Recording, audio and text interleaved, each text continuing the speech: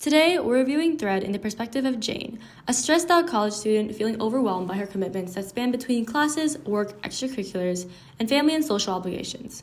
When she first opens the app, she's greeted by a thread of yarn forming a knot. She's then taken through the explanation of what a knot symbolizes, anything that's been taking up space in her head. Next, she's introduced to a stitch marker, a reminder that you worked through something hard, and with Thread, you'll always be able to revisit your current knots and stitch markers within your tapestry. Speaking of, we're now taken to our empty tapestry, and it's time to add our first knot. When asked what's bothering you, Jane writes about her physics midterm. Even if she has had lots of time, she's been so anxious about her performance and the extra work that she has to put into the class. After submission, the app creates Jane's first knot,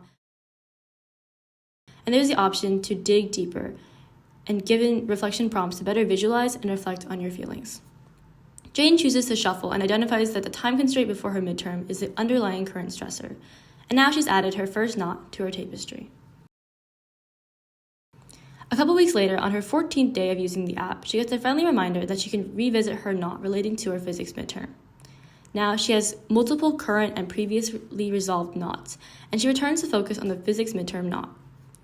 She quickly glances at a recent contribution to the knot, and she's feeling a bit anxious today, so she decides to explore the encouragement button and is sent to a retrospective reflection activity, where she receives a reminder of another difficult class that she survived. Through scrolling through its transformation as a knot to everything unraveling and gaining a stitch marker for this activity. Then she chooses to add something new to it, externalizing her anxieties waiting for her grade back. Following up with Jane a couple of days after, she's finally ready to resolve her knot.